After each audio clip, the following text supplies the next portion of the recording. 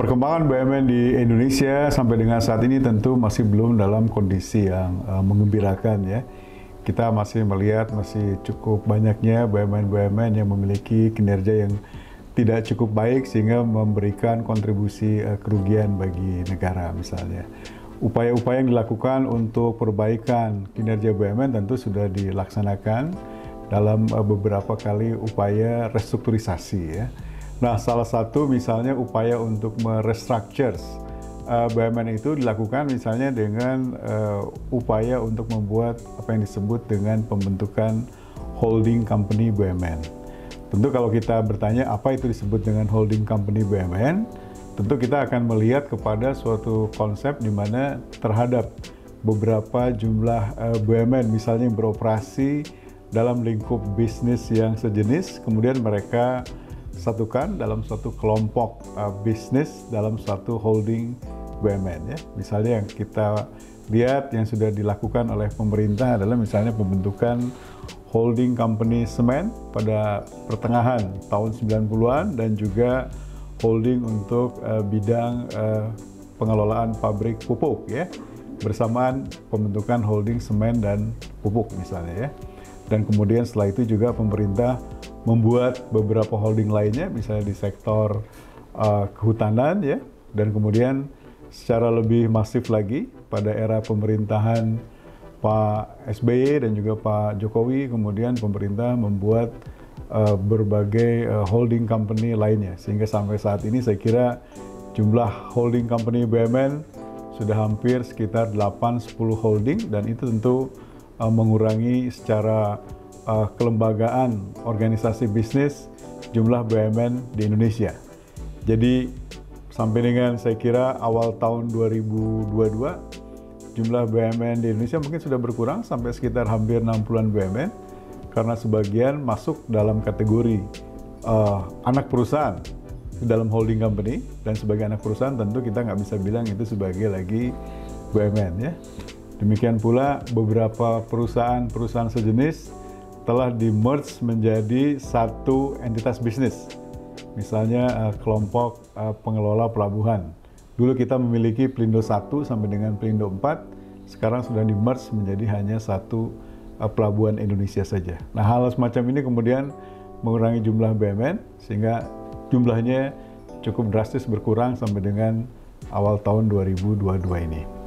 Kembali kepada soal holding tadi, tentu kita akan bertanya ya, kira-kira apakah dengan restrukturisasi melalui holding company ini, apakah kemudian kinerja BUMN itu akan membaik atau tidak begitu ya. Jadi kalau kita perhatikan konsepnya sebetulnya, dalam konsep holding company itu yang penting adalah terjadinya apa yang disebut dengan value creation ya. Jadi apabila misalnya ada 4 atau 5 misalnya ya, perusahaan BUMN digabung dalam suatu holding company ya, maka tentu nilainya tidak akan menjadi sama dengan 5 ya, nilainya harus lebih besar dari 5, misalnya menjadi 7 atau menjadi 8 ya. Kalau nilainya sama dengan 5 menurut saya adalah buang-buang waktu saja begitu ya, apalagi kalau nilainya lebih kecil dari 5. Itu yang terjadi adalah sebetulnya bukan value creation, tapi yang terjadi adalah disebut dengan value destroyed. Itu yang kita tentu akan hindarkan ya. Kalau perusahaan yang sudah membentuk holding company kemudian bisa meningkatkan value-nya, terjadi value creation process, itu artinya bahwa terjadi perbaikan kinerja secara keseluruhan dalam holdingnya sehingga meningkatkan value dari holding secara keseluruhan begitu ya. Nah, kalau kita kemudian cermati lagi sebetulnya hal-hal apa saja begitu ya yang kita harus cermati supaya efektivitas dari holding company ini bisa jalan dengan baik, tentu juga ada beberapa hal yang kita harus cermati begitu ya.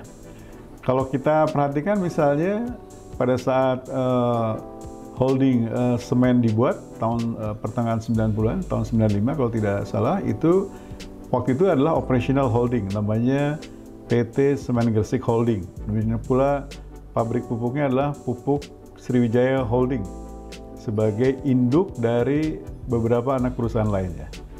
Problemnya dengan operational holding adalah kemudian yang terjadi adalah adanya rivalitas di antara induk dan anak perusahaan.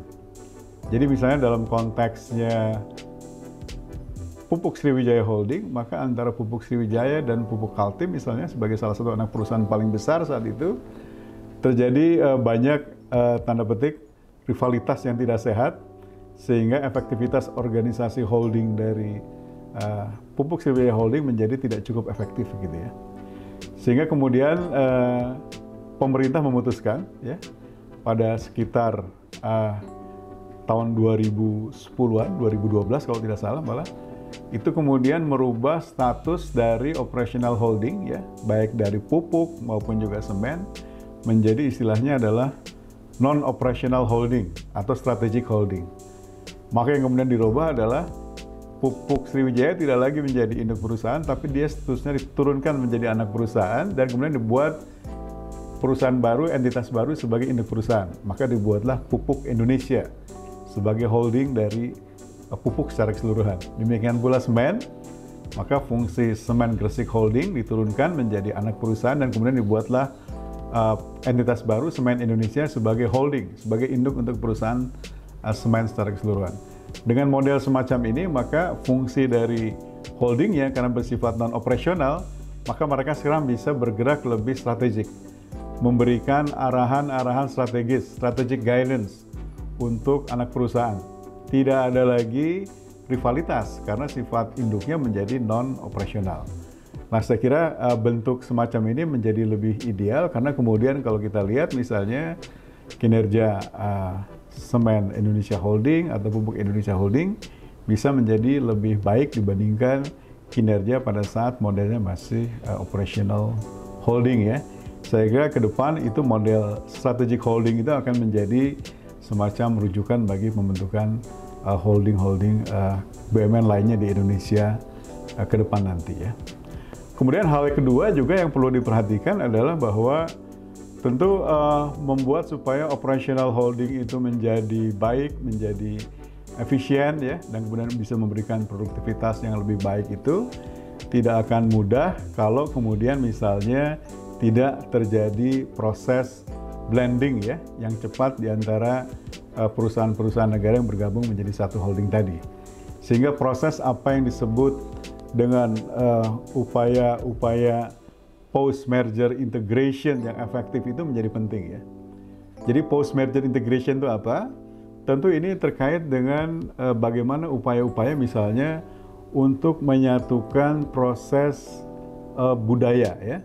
Jadi masing-masing anak perusahaan atau masing-masing perusahaan yang bergabung dengan holding tadi tentu memiliki corporate cultures yang berbeda-beda. Sekarang bagaimana mensinergikan berbagai macam corporate cultures itu menjadi suatu new cultures kepada holding ini sehingga bisa memberikan warna keseluruhan kepada semuanya. Kalau pembentukan new corporate cultures ini bisa berjalan dengan lebih cepat, bisa lebih diadaptasi oleh semua anak perusahaan, saya kira itu akan lebih memudahkan bagaimana interaksi, bagaimana share values dari new cultures ini bisa diterapkan oleh seluruh anggota holdingnya, begitu ya. Dan juga tentu selain cultures baru ini juga yang diperlukan adalah bagaimana kemudian juga kita bisa melakukan proses standarisasi ya, atas proses yang terjadi di perusahaan. Tentu masing-masing fungsi yang ada dalam perusahaan memiliki awalnya standar yang berbeda-beda.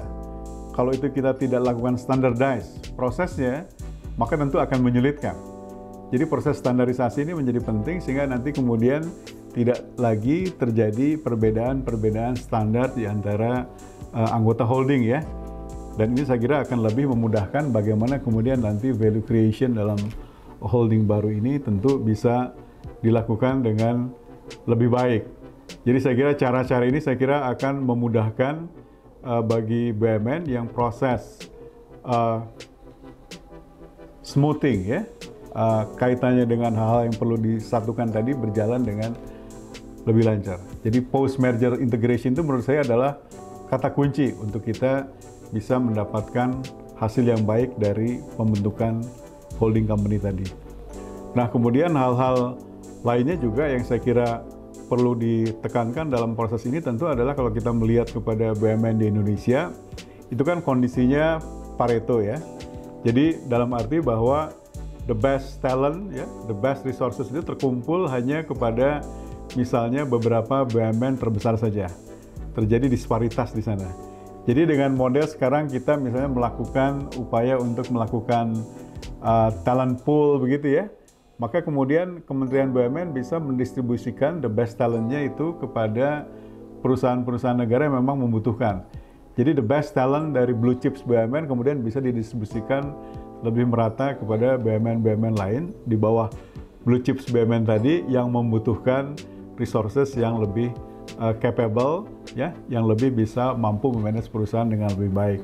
Jadi kalau proses crossing talent ini berjalan dengan baik juga saya kira itu akan lebih memudahkan bagaimana pemerataan ya dari sisi kualitas para pengelola BUMN itu bisa berjalan dengan lebih baik ya. Tentu hal-hal semacam ini menjadi bagian penting untuk supaya bisa mendapatkan BUMN yang sudah dirubah menjadi holding company ini bisa beroperasi dengan efektif ya. Nah tentu hal-hal lainnya kita bisa mengaca kepada keberhasilan misalnya beberapa holding company milik negara yang juga sudah berjalan dengan relatif baik ya. Misalnya negara tetangga kita Singapura memiliki Temasek Holding ya. Jadi Temasek Holding ini bahkan sudah bekerja atau dianggap sebagai salah satu bagian dari Sovereign Wealth Fund ya, yang dimiliki oleh pemerintah Singapura. Jadi bagaimana kemudian juga dari sisi kinerja itu Temasek setiap tahun memiliki kinerja yang terus meningkat begitu ya. Dan relatif bisa dikatakan Temasek sudah beroperasi hampir di seluruh dunia ya. Secara kelembagaan kita bisa pastikan bahwa Temasek itu adalah model kita bilang sebagai investment holding company begitu ya. Jadi mereka tidak lagi terlibat dalam pengelolaan company secara langsung begitu ya. Tapi lebih melihat kepada pengelolaan investment holding itu sebagai suatu bentuk portfolio begitu ya. Jadi apabila Temasek melihat kepada kinerja dari bisnis unitnya misalnya sudah mulai redup, mungkin juga industri sudah mulai sunset, mungkin dia akan memiliki kebijakan untuk melepas ya usahanya. Tapi juga kemudian dia akan melakukan aktivitas untuk kemudian dia bisa membeli ya perusahaan-perusahaan baru misalnya yang dianggap punya prospek ke depan. Sehingga proses divestasi atau kemudian proses investasi untuk membeli perusahaan baru juga dilakukan secara bersamaan ya. Nah, dengan model pengelolaan secara portfolio itu kemudian juga kita lihat Temasek kemudian memiliki kinerja yang lebih bagus karena kemudian terhadap manajemen pengelola setiap perusahaan itu mereka lakukan pendelegasian cukup penuh begitu ya. Jadi untuk menjaga governance-nya pemerintah Singapura sebagai pemilik Temasek kemudian hanya menempatkan misalnya ya secara konstitusi holding Temaseknya menetapkan peraturan misalnya untuk menempatkan posisi sebagai pimpinan tertinggi Temasek misalnya, maka persetujuan terhadap pemilihan pimpinan tertinggi Temasek misalnya harus dengan persetujuan Presiden Singapura misalnya ya, untuk menjaga kepentingan negara di sana. Kemudian juga koordinasi untuk pengelolaan bisnis secara keseluruhan, tentu mereka harus koordinasi juga dengan Ministry of Finance of Singapura sebagai yang mewakili negara terhadap kepemilikan di Temaseknya. Intinya adalah adanya pendelegasian wewenang yang cukup luas, kemudian juga bagaimana mereka merekrut tenaga-tenaga profesional ya di seluruh dunia untuk bekerja di bawah manajemen Temasek misalnya ya, dan juga kemudian upaya-upaya untuk mencari peluang bisnis hampir di seluruh kontinen mereka laksanakan sehingga kemudian Temasek bisa mendapatkan return yang cukup baik ke depan. Nah, kira-kira apakah kemudian holding company BUMN di Indonesia akan melakukan metamorfosis menjadi bentuk pengelolaan sebagai Temasek misalkan sebagai suatu bentuk super holding company? Tentu akan melalui proses yang kita akan lihat ke depan ya, apakah hal itu dimungkinkan apa tidak begitu ya. Karena bagaimanapun BUMN di Indonesia tidak saja memiliki fungsi-fungsi komersial semata, tapi juga tentu banyak fungsi-fungsi yang terkait dengan public service obligation yang harus dijalankan. Dari sisi ini tentu banyak hal yang harus diatur, sehingga BUMN di Indonesia tetap memiliki menurut saya dua pijakan utama. Satu dari sisi komersial, bisa mengenerate profit seoptimal mungkin, tapi di sisi lain juga ada beberapa BUMN yang memang harus memberikan lebih banyak heavy penugasan kepada pekerjaan-pekerjaan public service obligation misalnya. Nah, jadi saya kira dengan pengaturan yang tepat ke depan, mudah-mudahan holding company BUMN di Indonesia bisa berjalan dengan lebih baik lagi, dan harapannya tentu nanti BUMN di Indonesia bukan hanya sekedar menjadi jagoan di kandang sendiri, tapi juga kemudian bisa menjadi bagian dari pemain korporasi global. Mudah-mudahan hal itu bisa segera tercapai.